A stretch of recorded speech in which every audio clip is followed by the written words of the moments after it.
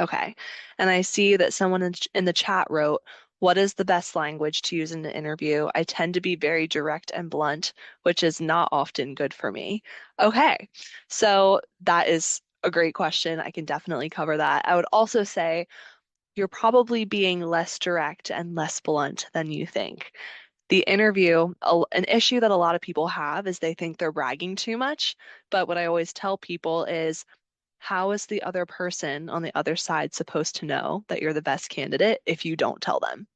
And so they've never met you before. This is your chance to say, I am the perfect fit for this position because XYZ. And all you're doing throughout the interview is providing evidence to back up why you are the best candidate, like you're trying to share that you are. But we can definitely get into that more. And Caitlin, if you have, more specific questions, maybe specific language, maybe you're wondering about this concept around a specific question, please just, again, put another reminder in the chat, and I will remember to circle back to this. Okay, so we're recording and we will go ahead and get started. So, hi everyone. If we haven't met already, my name is Erin Ahart. I am one of two career counselors here serving all graduate students in the Columbian College of Arts and Sciences. And this workshop is part of our Career Readiness Workshop series. We are coming to a close, but we still do have two amazing workshops coming up on how to build your LinkedIn profile and how to start building your professional brand on LinkedIn. And those will be led by our other amazing career counselor here in the next couple of weeks. But of course, today we are talking about interviewing and specifically how to interview with ease and confidence. This is a topic I am so passionate about because, like many other people, I myself have had bad interviews in the past. And there is one interview I've had that still haunts me to this day. And I'm actually really glad that I went through it because I understand how to coach people through their interview anxiety because of it. And I've now learned the tips and tricks that help me be an amazing interviewer. And so, really excited to share all of these things with you today. Again, my name is Erin Ahart. Feel free to learn more about me and my background on LinkedIn. It's also worth mentioning that outside of my role here at GW, I'm also the host of a career advice podcast called Career Composer. And my most popular episode is how to answer the tell me about yourself question in an interview. So lots more information diving into that interview question specifically. And always feel free to reach out to both of us, me and the other career counselor, Dr. Ruffner Caesar, by emailing ccas_careers@gwu.edu. And you can schedule an appointment on Handshake at any time. And that is Dr. Janet Ruffner Caesar there on the screen. So today you're going to be learning a lot in a short amount of time, in just an hour. In this session, you will learn to answer commonly asked interview questions. And actually, I'm going to add a couple people who just joined us. Give me 1 second. And for the people joining us, this meeting is recorded. So just know if you joined a couple minutes late, don't worry, you just missed the intro and you'll get the recording after this meeting. So in this session, you will learn to answer commonly asked interview questions like, what are your strengths and weaknesses? Where do you see yourself in 5 years? Why should we hire you? You'll also gain helpful interview prep strategies and resources, and you'll understand important differences in navigating virtual and in-person interviews. But these are just a couple of the things that you'll learn today. We're going to dive into a lot more. Also, I want to mention a couple really important GW interview prep resources. So the first of these is the website on interviewing specifically that's been created by the Maine Center for Career Services. That's where you can find the links to some of the other resources that I'll mention today. VMock is the biggest one. So VMock used to just be an AI resume review platform. GW has recently purchased the mock interview side of VMock. And so you can go on and practice interviewing with AI at any time you want. And so I really, really highly recommend that you use this resource. And finally, you can always schedule a mock interview with a career counselor, such as myself on Handshake. Okay, how do we prepare for an interview? So just a couple of basics that I want you all to know. Today, we're talking about behavioral interviews. We're not getting into case interviews or any of those other really specialty kinds of interviews that you might see. Behavioral interviews are the most common. And according to the US Chamber of Commerce, behavioral interviews question candidates about their past experiences with the idea that past performance predicts future behavior. And I would actually alter this to say past performance predicts future success. That's how I was trained because the interviewer is asking you about your past experiences to learn how you're going to perform in this role that they're hiring you for, which is why providing examples is so important so they can visualize you in this new role. So again, past performance predicts future success. But I also want to clarify that yes, they are interviewing you. You are also interviewing them, whether the interviewer understands that or sees it that way. John at Ruffner Caesar, the other career counselor, often calls interviews a partnership meeting because you are essentially identifying whether you and this employer, your future supervisor, this company, this role are a good fit for each other. So as you're also answering the questions they're asking you, make sure that you're thinking about and observing, how was I treated by the interviewer today? How did they answer my questions that I asked them at the end of my interview? And what did I like and what did I not like about what they shared about the position and the organization? Does the position and the organization sound different from what I anticipated based on the job description I read about? Again, you're identifying whether you and the company are a good fit for each other. And so that kind of takes the pressure off too. You do have power in this. Secondly, now that you know that the interview is about identifying fit, it is your responsibility to go into the interview knowing some baseline information about the position and the company that you're interviewing for. You should always know what are the mission and values. Read the purpose statement, read the about section on their website. I always tell people maybe even read the CEO's bio because you'll learn a lot about how the company was founded, what their vision is for the future through doing that. And if you just go down a couple rabbit holes as you're preparing for this interview and bring up a fact that most other candidates won't know, they'll be super impressed and super surprised by it. You also want to try and figure out, to the best of your ability, who's going to be a part of your team.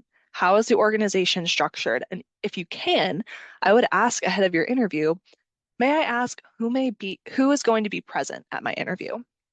I did that for my current job here at GW, found out who was going to be interviewing me, learned more about them. And so I came in knowing who I'm sitting across from, which is really helpful as I prepared.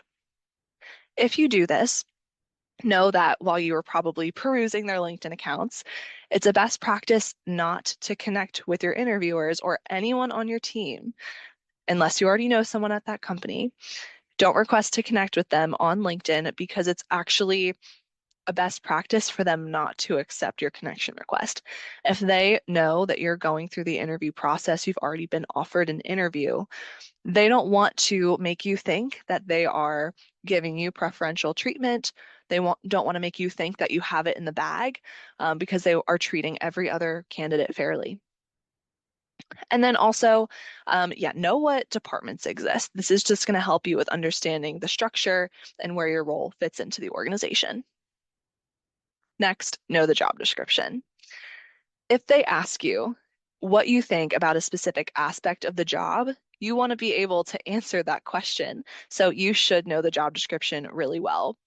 You can also use the job description to anticipate what questions they might be asking you in the interview. So I use the example of teamwork all the time. If you see the word collaborative, collaborate, work in a team several times throughout the job description, you can bet that they're going to ask you about your experience working in a team and what role you typically play on a team in that interview. So definitely be thinking about what keywords are mentioned multiple times in the job description, and that should give you some clues. And then know your resume inside and out. I always tell people the job of your resume is to get you an interview. The job of your interview is to get you the job. Because all they know about you before you enter that interview Zoom room or in person is what is shown on your resume and your cover letter. They know that. And so you should be knowing your resume inside and out. So if they ask you about it, you're ready to go and you're ready to back up what you've said about yourself on that document. Also know, how does your experience match what they're looking for? And how do your interests and values align with the organization? These are two big questions that you should know really, really well before you go into this interview. So my suggestion, and I like to call this my best kept interview secret that I also share with everyone because I think it's really awesome, um, is creating your own interview cheat sheet. Now that you've done your research, I want you to either print a copy of your resume or do this online and take out either a physical highlighter or do this virtually on your document online. I prefer to print out the resume because when you're in a virtual Zoom room, you want to have this next to you when you're doing your interview and, casually looking at this throughout, not being too obvious, but you're going to have it next to you. And then in person, we'll talk about this later, but you're going to want to bring resumes for your interviewers and one for yourself. And so when you do that, you bring them for your interviewers. It also makes sense that you should have something that you're referencing throughout. And so you can do this activity for both virtual and in-person interviews. You're going to keep a copy of your resume next to you. And then I want you to think of the 5 skills, experiences, and or personality traits that make you stand out as a professional. This is an exercise that you should be doing anyway because it helps you create your LinkedIn headline. It helps you think about your personal brand. Who am I as a professional? What are the top 5 things that I offer? And again, they can be a mix of skills, experience, and or personality traits. I want you to neatly and discreetly star, underline, or highlight these 5 things on your resume. If you want to talk about a personality trait, then you're just going to write 1 or 2 words in the margins of your resume to remind yourself of these things. So you're going to do this. And the reason why is because behavioral interviews are asking you about the past, right? So if they ask you, let's use the team example again. Erin, when was a time when you worked in a team and what was the role you played? Instead of getting overwhelmed and anxious because I'm thinking about all of the different things I've done throughout my career, everything on my resume, nope, don't have to think about any of that.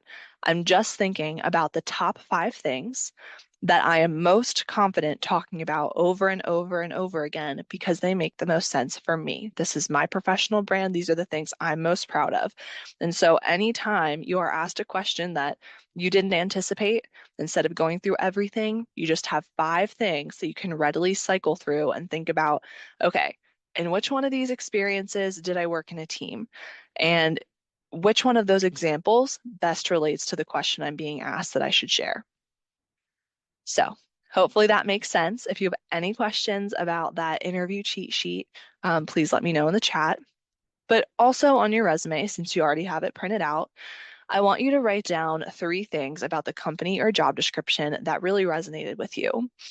And I want you to, when it makes sense, work these facts in throughout the interview because that's going to elevate your answers. You're going to be connecting your answers back to what you know about the company, again, sharing why you're the best fit. And so have those 3 things on this cheat sheet too. And then on the back of your resume, or in the margins, you can also write down the 3 to 4 questions that you want to ask them at the end, which I'll also talk about in a few slides from now. Again, please let me know if you have any questions about this. So really getting into virtual versus in-person interviews and very soon how to answer specific questions. For virtual interviews, the biggest difference besides that a virtual interview is on a screen is the eye contact component. So when you are interviewing virtually, eye contact does not mean looking at their face on the screen. It means looking at the webcam. So I'll do a demonstration now. Right now, I'm reading the words on the screen and you can see that I'm looking at the screen, but it doesn't really feel like I'm looking at you. Now, when I look at the webcam, it looks like we're making eye contact, right? Yeah. So you want to be looking at the webcam and not at the screen in a virtual interview. This also, I find, really helps with people who have anxiety because you don't need to look at their facial expressions anymore. You can honestly block that out. you are just looking at the webcam and you're not focused on what they're thinking about your answers. So also business casual attire, still in a virtual interview, but that only applies where visible. So waist up.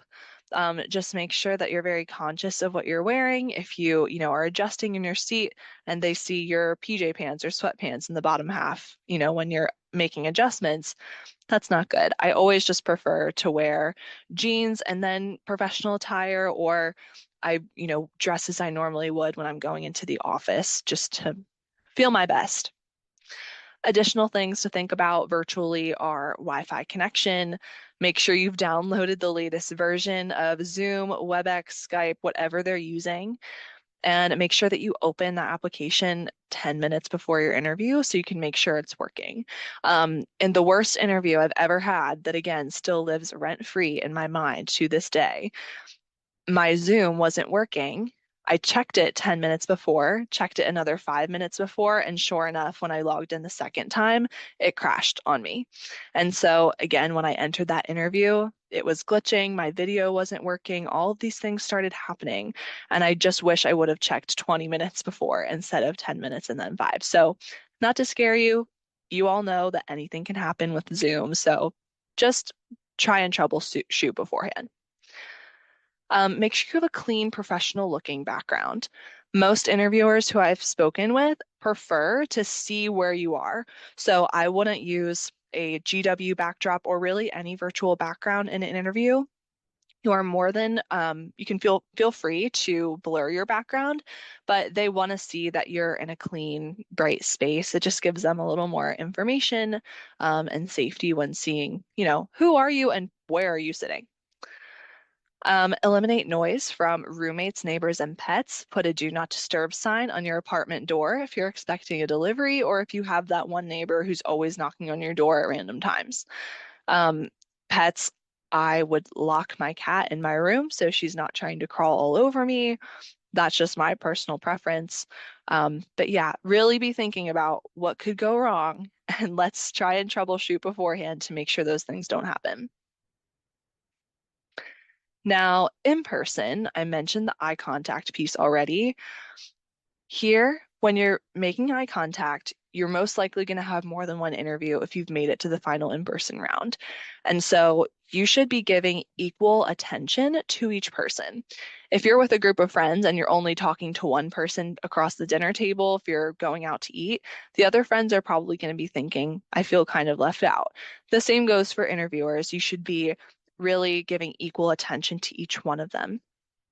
Business casual attire applies to your full appearance. That includes personal hygiene. You might think I don't need to say that, but I've learned that I really do. So make sure everything is taken care of in that regard. Additional recommendations. I recommend bringing printed copies of your resume for all interviewers and one for yourself. The reason why you want to have them for other people is because it lets them know that you are considering their experience in the interview. You know that this is the first time they're ever meeting you and learning about you.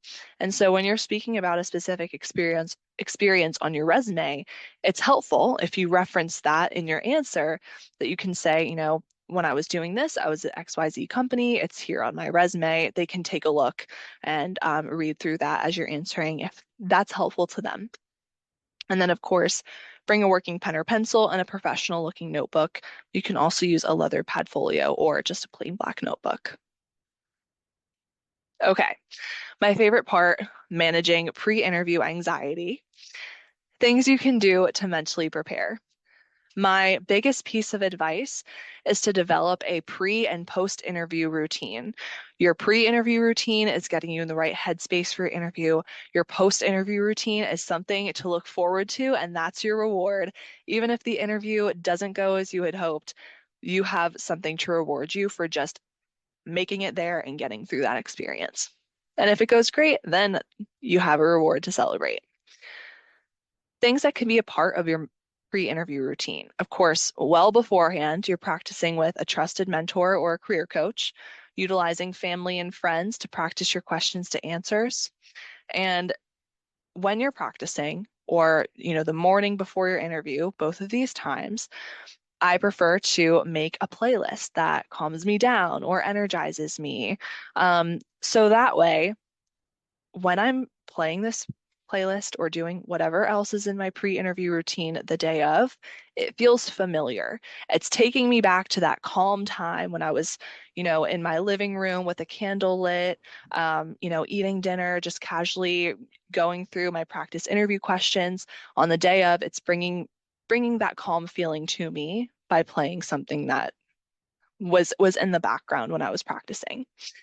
Other things that you could do as part of your pre-interview routine. I had a friend in college who swore by drinking Gatorade and eating clementines because both of those things gave her energy and positivity. Other people, taking magnesium so you have a good night's sleep the night before. Some people like to do superhero poses in the mirror. Some people like to dance, work out the morning of to get out their jitters. Whatever this is for you that gets you in a calming mindset, again, do it when you practice and do it the day of. And just remember to breathe. So if you find that your nerves are coming on during the interview, remember that it's always okay to pause, take a deep breath, and say, yeah, that's an excellent question. Can you give me a minute to gather my thoughts? Or can you give me a minute to think of the best example that I can share with you? Remember that if the interview is not a fit, you will be a fit for someone else at a different company. You have the right qualities that the right company will value. And remember, every single person has been nervous for an interview at some point because they had to get their first ever interview out of the way before. I'm a career counselor. I still had a horrible interview that, again, will haunt me for the rest of my life. They do have a big impact, but you will get through it. And again, if you have a bad interview, there's always next time. Okay, how to answer common interview questions. Probably what you all have been waiting for. So the first question that you're going to be asked is, tell me about yourself. The thing about this question is that it's probably going to be asked in different ways, and it's going to depend on the vibe of your interview room. So some interviews at huge companies where they're interviewing 100 different applicants, yes, that really does happen. You're going to go into the Zoom room and they're not going to try and make small talk with you. They're going right into, Erin, nice to meet you. Tell me about yourself. And that's how it will start. Or they might go around the room. Each interviewer will introduce themselves, and then there will be a pause. That's your signal to then introduce yourself. And once you introduce yourself, they're probably not going to ask you the tell me about yourself question because you've already introduced yourself. Whether you are introducing yourself in a casual manner, people are going around the room, or whether they're getting right into it. Erin, tell me a little bit about yourself. I still want you to have the same general answer prepared for either scenario. This is your chance to make the first impression that you want to make. This is your chance to share for the first time what you want to share. And so you deserve this time to get into the main things that you want to tell them. And that's why you want to have the same answer no matter what happens. So you want to give the interviewer an idea of what you have to offer. You also want to come across as confident, as a great communicator, and come across as knowledgeable about yourself and why this position makes sense for you. And again, adjust to that natural flow of conversation, whatever the situation is. So once you get into your answer, here's how I would recommend you answer it. I would follow the present, past, future model. Here, you're going to give an overview of your current roles, your professional history, and where you'd like to go in the future. And what's even better, you're going to take it to the next level by describing how this position fits into your goals. And I want you to talk for about 1 to 2 minutes. So when describing your current roles, this includes your role as a student, any research or professional organizations you're involved in, and any current work you're doing, whether that's paid or unpaid. Your current role can be many different things. Again, professional roles, because they mean a lot of different things, work with a career coach if you're trying to decide what I should and what I should not include. Then, when talking through your history, This can include where you got your training, where you received your degrees, why you chose the profession. In general, this section is really telling them how you got to where you are today. And then finally, when you talk about your future goals, you can talk about your current interests or your niche within the field, your research focus, any areas where you'd like to grow, a short or a long-term career goal. But if you really want to impress them, which is what I cannot stress to you enough, take it to the next level by talking about how this role fits into the future goals you have for yourself. Again, showcasing that alignment between you, the role, and the company. So let's talk through an example. And as I go through this, try and think about for yourself where this person followed the present, past, future model. Hello, my name is Sarah Castle, and I am currently pursuing my Master of Arts in Anthropology at the George Washington University. I also work part-time for an archaeological resource management firm as an administrative assistant. I have always been so fascinated by human history, and I really got this love from my aunt, who was a middle school history teacher. Growing up, I remember talking with her for hours about ancient civilizations and specifically the tribes native to my home in Connecticut, because I'm from Mystic, Connecticut. Through speaking with the field technicians in my current position, also through writing my master's thesis on 18th and 19th century Eastern Pequot households, my passion for anthropology and specifically archaeology has only deepened. This is why I'm so interested in this role as an archaeological field technician position, as an archaeological field technician at Tetra Tech, where I will directly participate in surveying excavation and ultimately help to preserve artifacts that we identify. Again, I'm so excited about this opportunity. I'm really looking forward to sharing more about why I believe I'm a great fit throughout our conversation today. And thank you again for having me. Okay, so what did we notice about that answer? Does anyone feel brave enough to share? And you can put it in the chat, you can raise your hand, you can unmute.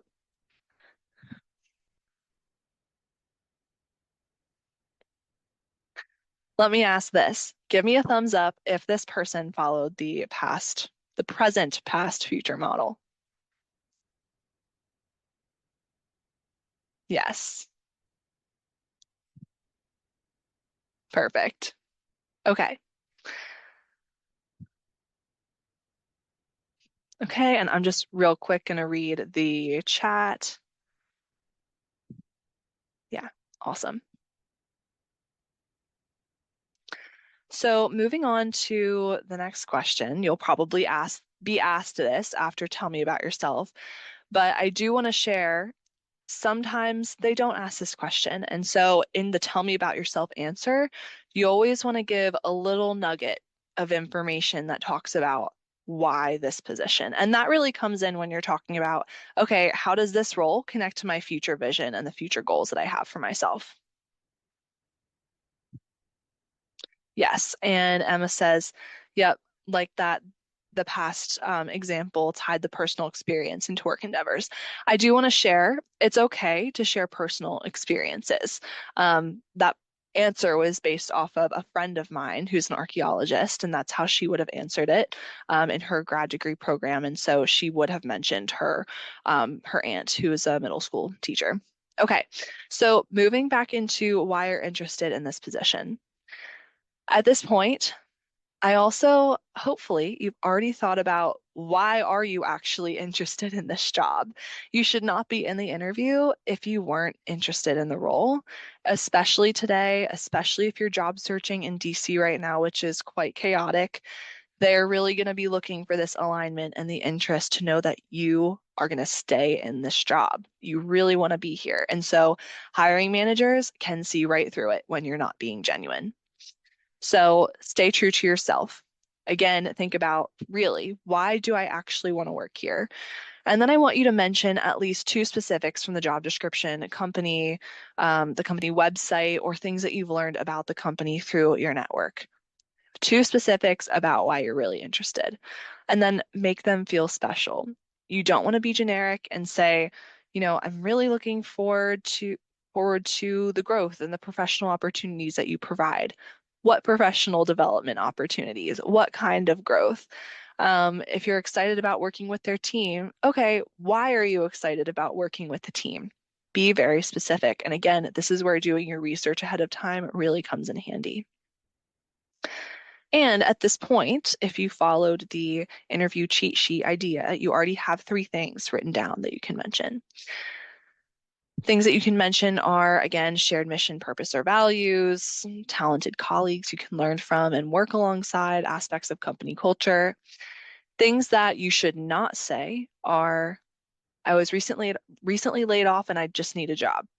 You can say that you were laid off, but I wouldn't say I just need a job because, again, that doesn't make them feel special. Why do you want this job? Don't say, I want to make this amount of money and the hiring pay range meet my expectations.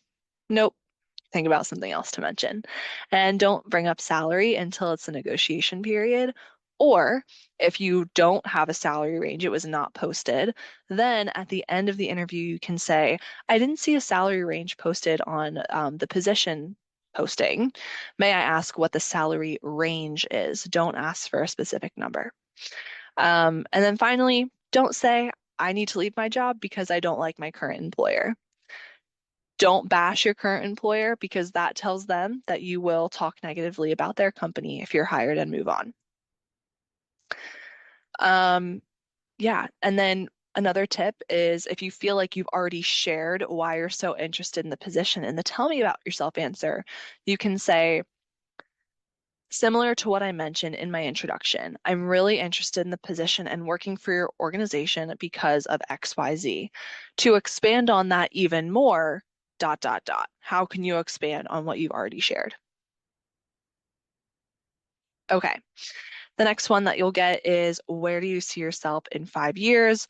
Another version of this question is what are your short and long-term goals? Or you might be asked, where do you see yourself in 5 years? And then again in 10 years. The reason why they're asking this is because employers want to know if you have a vision for yourself. Are you motivated? What motivates you? Again, how does the position and this company fit into your goals? So, regardless of how this question is phrased, I find it helpful to kind of break it down in a couple of parts. In the first part, think about what are your short-term goals? In other words, what are you hoping to learn or accomplish? What skills are you hoping to develop in the short term? Then I would talk about your long-term goals. This could be a dream job, it could be a general idea of what your desired career path is. And it's okay if you don't have it all figured out. It's okay to not know what your dream job is, and you're applying for this job because it seems like a pretty cool next step. Totally fine. Um, but you should have an idea of maybe just a couple things in general that you want in your ideal workplace so you know that this position is moving you in the right direction. So here's an example of how I would answer it. In 5 to 10 years, I hope to have grown within a company that shares my values, such as X, Y, and Z. And hopefully, I'll have had the chance to work within a tight-knit team that supports my desire to grow in my career, because collaboration is another really important value of mine. And it seems that your company shares these values and can offer that as I grow within this organization. So that's very vague. I hope that you have a more specific answer than that, but if not, at the very least, you're still sharing that you have a goal at staying at one company for a long period of time, and you're talking about your values. So again, positioning yourself as an aligned candidate in that way. Third, again, tying it back to how does this position and company fit into your goals? Just like I mentioned with tell me about yourself. All you have to say to lead into this is, I know that this position will help me achieve my goals because dot, dot, dot. Simple as that. Okay, on to the next. What are your strengths and weaknesses? This is my favorite question to answer because it's honestly the easiest. It is not hard at all, and I'll tell you why. So, for strengths, all you're doing is you are listing at least 2 strengths if it's plural. Make sure you don't give them just one.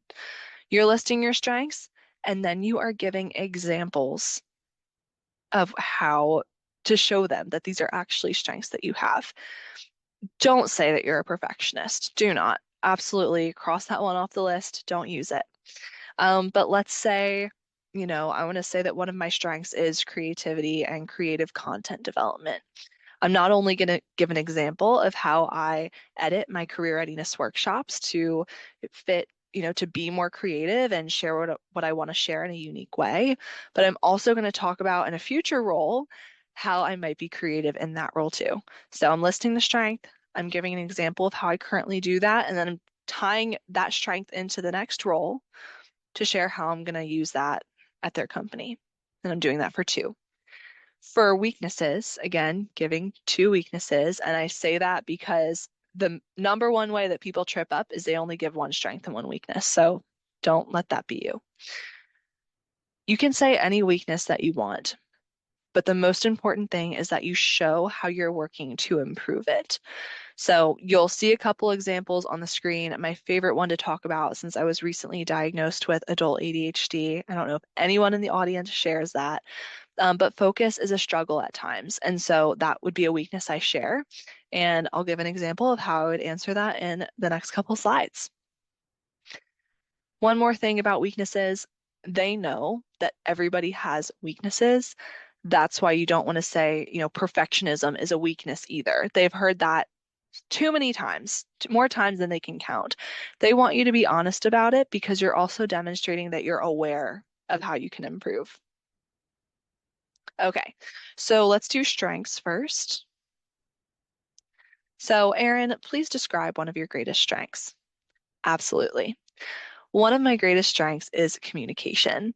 In my current role as a teaching assistant, I'm able to demonstrate this when helping students learn the course material in one-on-one meetings with me. I make sure that I'm clearly explaining the material as if I were learning it myself for the very first time, and I work with students until they completely understand the material. Because of the way I communicate this knowledge, several students have shared that I've helped improve their understanding of the material, which also makes me feel like I'm making a difference, and that's really important to me. My communication skills will help me in this new role when providing context and direction to people on my team at Tetra Tech. Okay. Feel free to leave any comments about that answer in the chat. Okay. And Erin, please describe one of your greatest weaknesses. One of my weaknesses is that I have trouble focusing when working independently for long periods of time. Over the years, I've developed strategies to combat this, such as listening to music while I work and working on different tasks throughout the day instead of working on one project throughout the entire day. I know sometimes that's not an option, especially if there's a deadline coming up and I really need to focus on one project. So that's when I tap into my sense of responsibility because I always want to be a high performing team member and contribute equally as my teammates. I always want to do my part, which really motivates me to stay focused. And to add to this answer, I would say I will continue to use these techniques I'm implemented to manage this weakness in my new role at Tetra Tech. Okay. Any comments about that one? Again, feel free to drop them in the chat. And this might also be a good stopping point. Feel free to drop any more questions in the chat as well.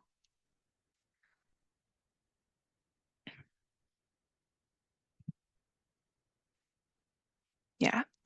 And I know we had questions about the best language to use in an interview.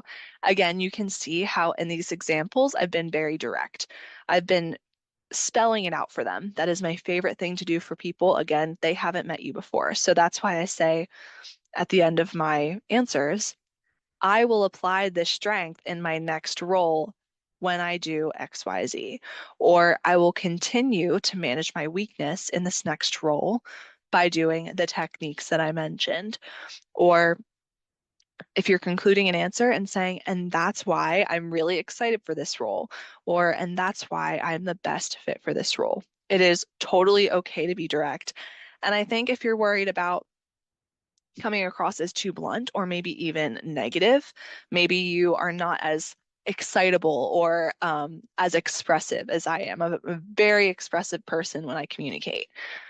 What you can do is just always take a breath and remember to smile, you know, turn up, the corners of your mouth when you're speaking, open your eyes a little wider. I know some of us when we're concentrating, we're squinting a little bit, we're focused on the interviewer's faces, open those eyes, at least try and change your facial expressions a little bit because that can help make a blunt statement come across as um, more excitable and more positive. Going back to in-person interviews, should you bring pens for the interviewers? No, they should take care of that. They also should have taken care of printing out your resume for themselves, but especially today, in DC right now, people are interviewing quite literally hundreds of candidates for roles. They're not going to do that when they're interviewing multiple candidates, and so that's why I think you can print out your resume for them, but they should have a pen. Let's see. Also, is it best practice to print resumes on specific resume paper? No. Nope. You used to submit, grad school application materials on, sepia paper, special paper in the early 2000s. Same with resumes, not anymore. Honestly, they're thankful if you print it out at all because everything is so digitized. Is it appropriate to offer a strength such as resilience and provide an example of when you've overcome adversity, or should it be a lighter positive example? Absolutely use resilience as a strength. Even if it's not a lighter positive example, the way that you are using that as a strength to contribute to their company, you're contributing your strength in a positive way. It's okay if you didn't get to this moment in time by having the perfect life. Everyone has battles that they've overcome. Use that to your advantage. I often think about COVID. Sometimes employers have asked people, how did you use your break during the pandemic, and what did you do to better yourself? That was a difficult time in our history. But something good came out of it. And I love talking about resilience. Let's see, other questions that we've received. Interview techniques that will set you apart. A lot of these things that we're talking about in the presentation today, you would be so surprised how few people connect their answers back to the role. The more you know about the role, the more you connect your answers back. The reason why I'm really honestly sounding like a broken record on that end is because it makes such a big difference. So I would definitely focus on that.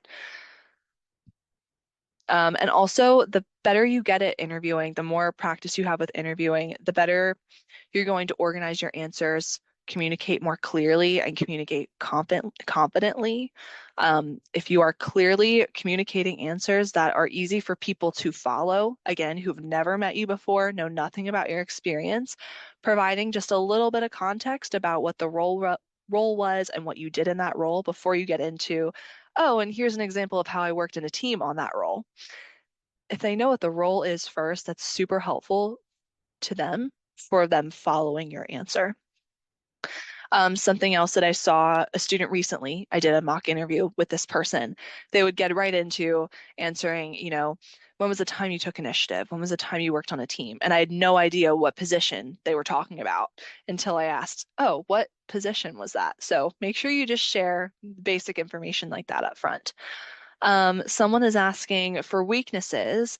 Is learning to work with people an appropriate answer, or better not said?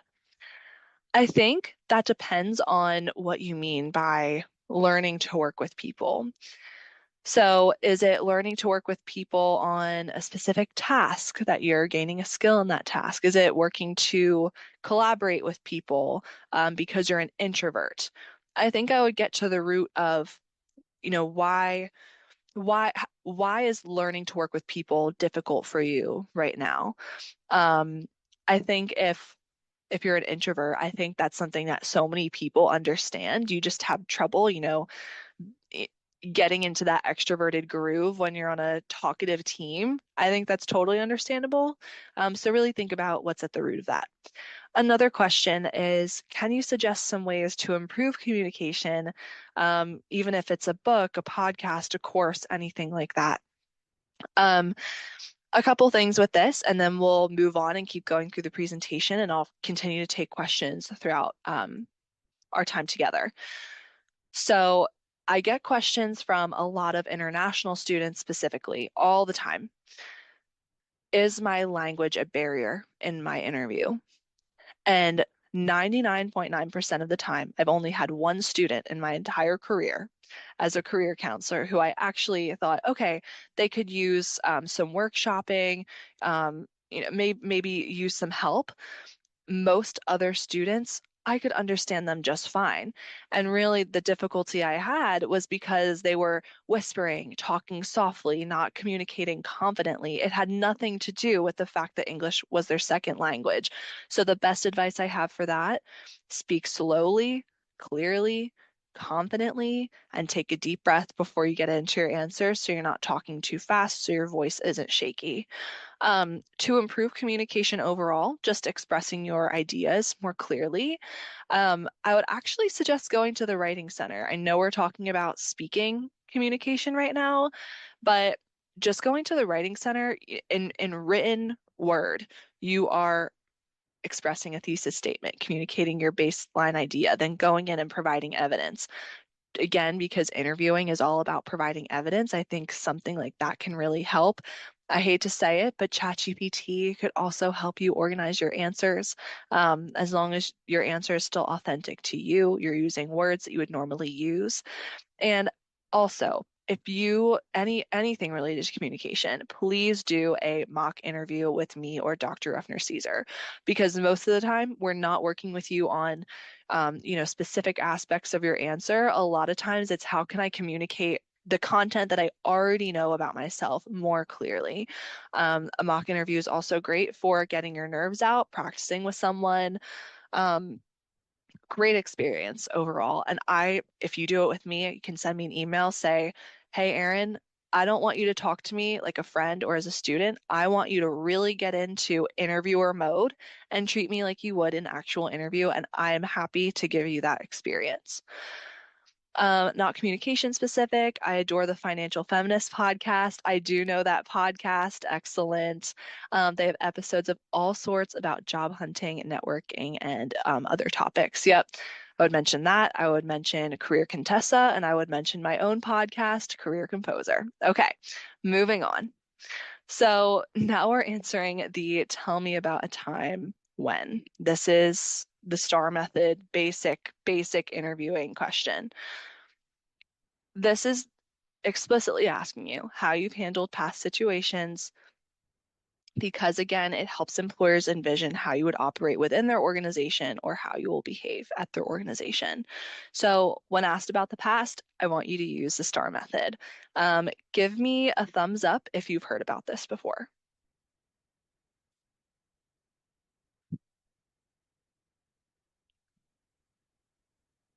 Okay. Some people, yes. Most people, no. Totally fine. So the STAR method stands for situation, task, action, results, and reflection. Situation is about giving the context. Again, I mentioned just a couple details about what the role was, where you worked, what was happening in this job. What was your main task focused on?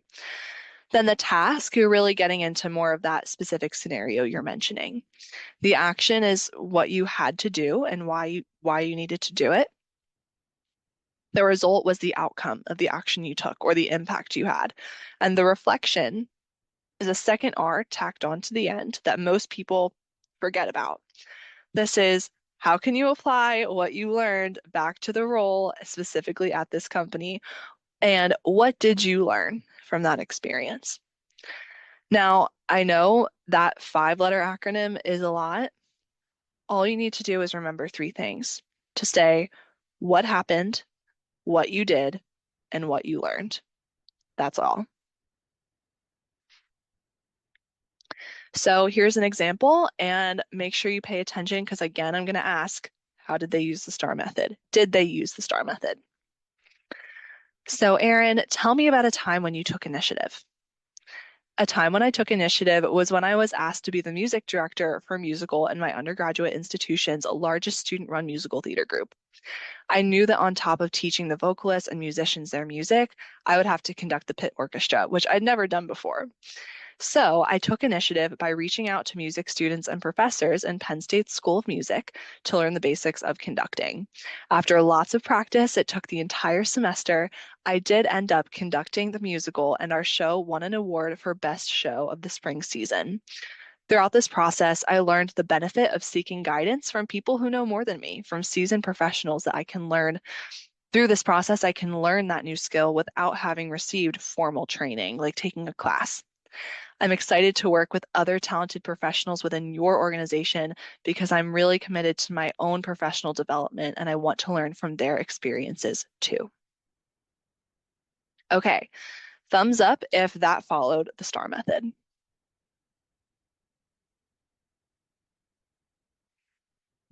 Great. Okay, and why should we hire you? Just a couple more questions to go. I know it's getting late. So why should we hire you? This is your final chance to wrap up all that you've said in a bow. This is your last impression. So, first impression's important, but your last impression, that's what they really remember. You must know this answer like the back of your hand because if you don't know why they should hire you, how should they know, right? So, think about what three things do you want them to remember about you when they leave this interview? Next, what sets you apart from other candidates? You can go in the direction of my skills and experiences are something that other candidates for this role likely don't have.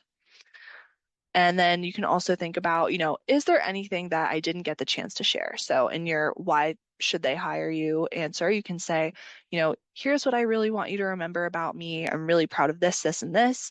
But I also didn't get the chance to mention that I am a Gallup certified Clifton Strengths coach, for example. And the reason why that's really important and I want to mention it is because it applies to this role in XYZ way.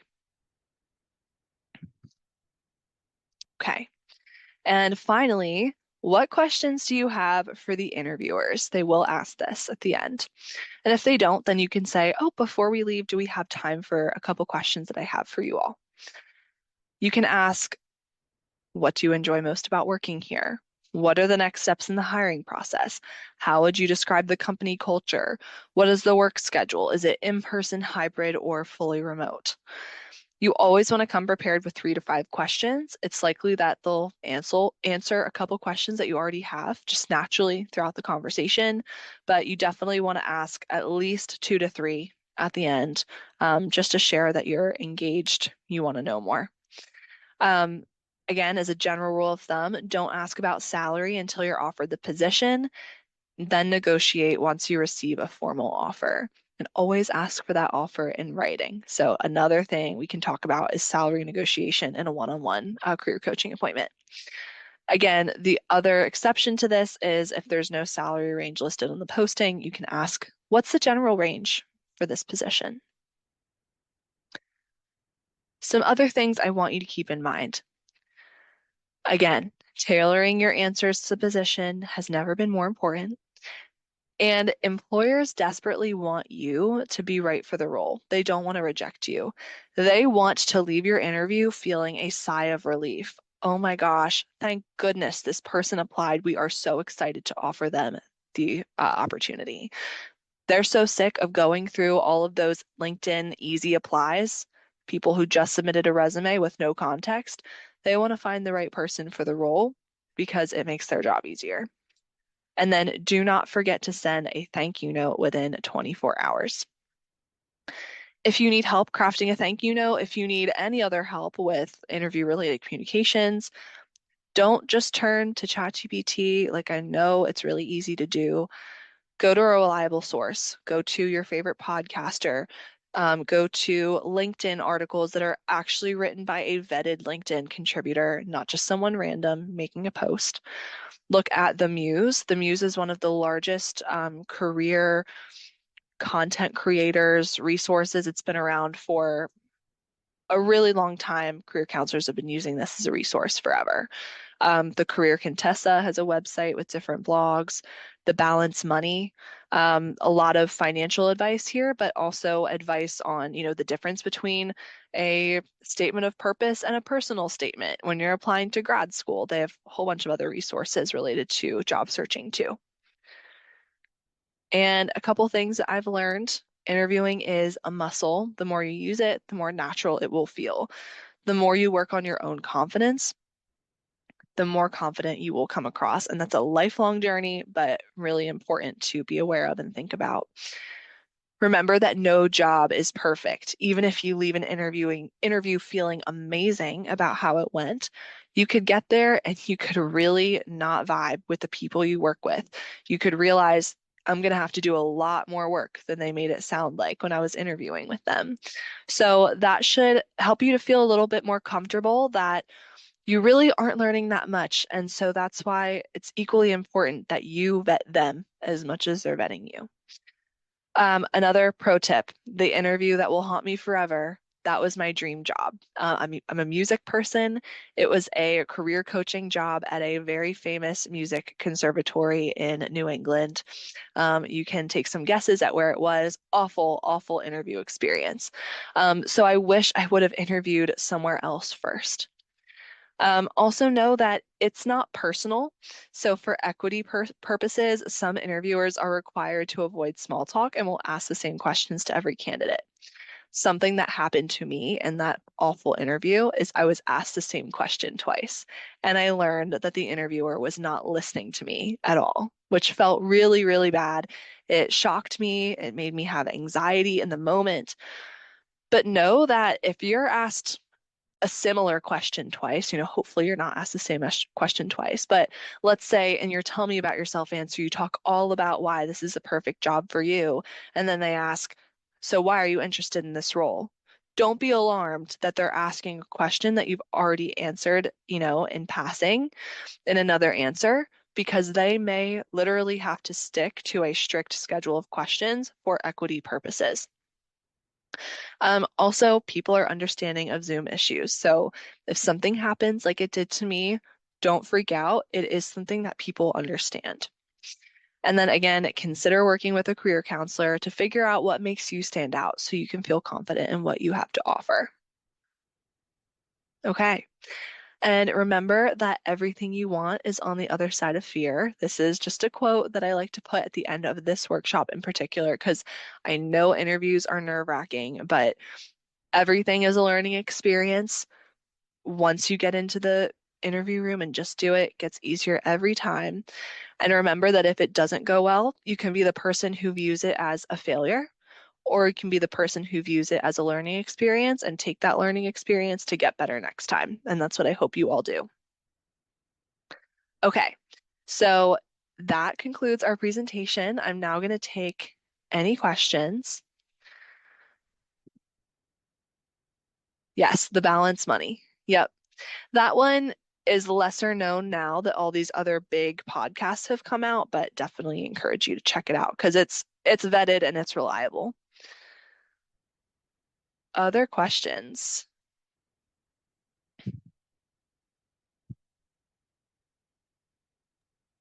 Okay. Shoot out a question. Sorry. Oh, So I've never had an in-person interview, like even pre-pandemic, like everything has okay. just been virtual. Yeah. So, and I like it's not that different. Otherwise, you're bringing physical copies, you're dressing fully Yeah. presentable. I guess in your experience, have interviews just largely stayed virtual, like not post pandemic for all intents and purposes? Um, or is that like becoming more common? Does it depend on like the level of the position that you're interviewing for? I don't know, how have you noticed like those dynamics changing? Yeah. So what I've noticed is that if you have an interview process that's multiple rounds, the final interview is in person. So even if you're going, even if it's 5 rounds, I've heard of people interviewing at Nestle and Capital One, which are insane interview processes.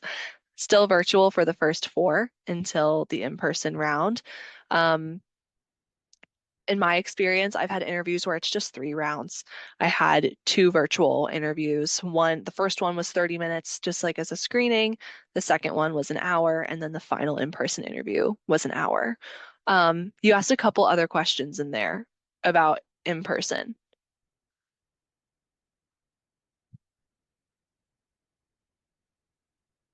Oh, you're muted. If I was, I know I was rambling a little bit, but I think you answered my questions. Mostly just the like what is the yeah, sorry, I'm Yeah, brain no worries. just short-circuited. But Yeah, yeah, I guess I don't know, I'm fairly confident in my interviewing skills. So, but there is just kind of that, I don't know, the unknown part of like, oh, this is my first in-person interview, even though I have, a resume of experience. It's just like, oh, this is odd. yeah. That's not a question. Um, oh, yeah, no worries. And shaking hands is still a thing. I know, COVID has come and gone. Firm handshake still is true, still helps your impression. In person, what I've just noticed is it feels more real, obviously, when you're there. People, are a little bit different. Their mannerisms are different. You're more aware of everything than you are on Zoom. And so if you are a person who's nervous, you've never been to an in-person interview, those nerves will be heightened for sure, in person. Unless you have an amazing team that just really calms your nerves and it's the best fit, which is what I hope for. But yeah, other things, make sure you get there in person a half hour early. I, if you're in this area, DC, Maryland, Virginia, you never know what can happen. And so you don't want to walk in that early, but you want to arrive in your car or on the train outside of the building that early. And then, sit in your local coffee shop for 20 minutes and then kind of show up 10 minutes early to sit in their waiting area. Thank you. Yeah. Yep. And don't bring a clunky water bottle in with you that could fall over. Don't bring a giant bag that will take up the seat for another person. Yeah, just come in with whatever you need in your purse, drink a little bit of water beforehand, and then come in with your folder with your resumes and your own pen for yourself. Okay, I saw another question here.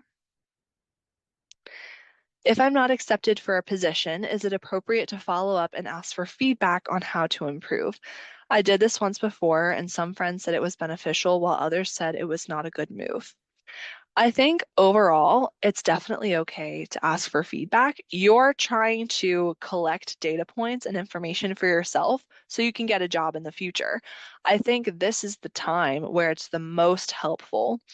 Know that some interviewers will say, oh, we just found someone else who's what we were looking for, and they won't provide any information that's helpful to you. And some who, really, really care about the experience of candidates will go into detail. And so you never know who you're going to get on the other side of that, but I do recommend it.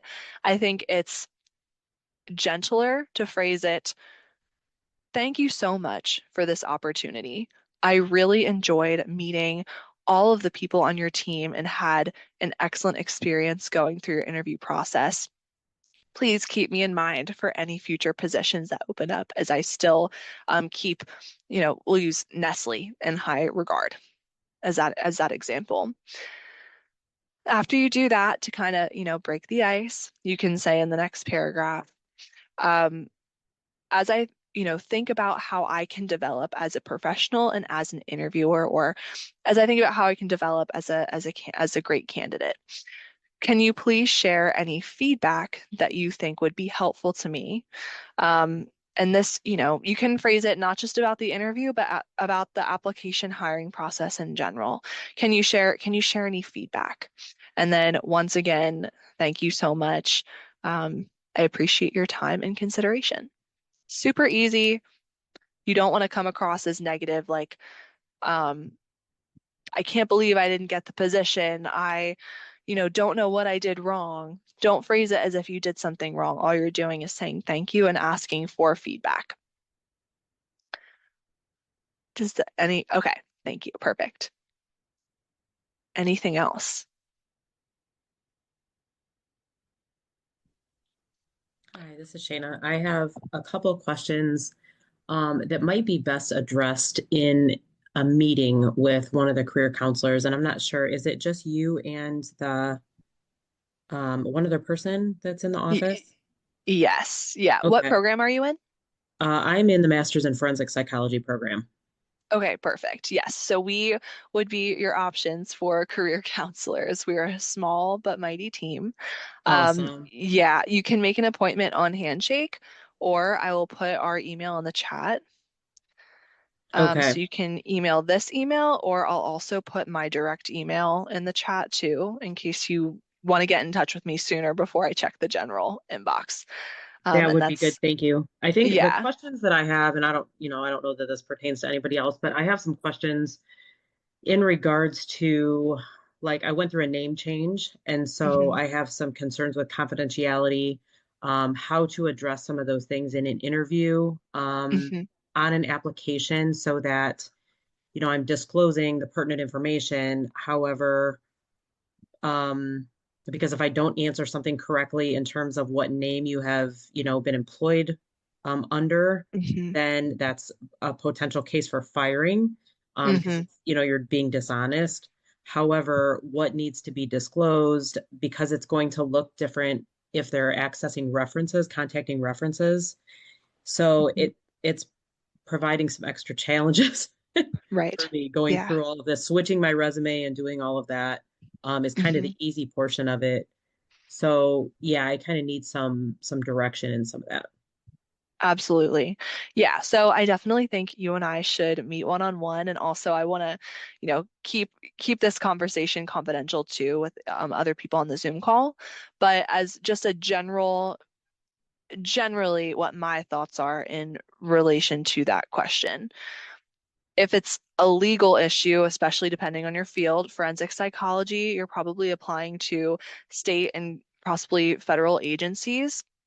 I don't know what your job search goals are, but in that scenario, I would think you want to, respond to everything in the legal way. And so you could, when you're filling out those application questions online, use your former name if that is the way to correctly answer that question when talking about the name you used in a past role. If they're reaching out to references who knew you in a past role, your comfort level, you could use whichever name you want to use in that sense. But I think in your cover letter and in your first communications to the employer, which you should be reaching out within the first 2 weeks of applying if you're serious about that job. And you and I can talk about why, but it really relates to the current job market, especially in this area. Um, you can state in your first communications, I formerly went by this name. I now go by this name. And so that's how I would like to be addressed going forward. And we can again workshop that communication too, so it feels authentic to you and personable. And yeah, so I hope that answers your question at least to start, and then you and I can meet separately. It does. Thank you so much.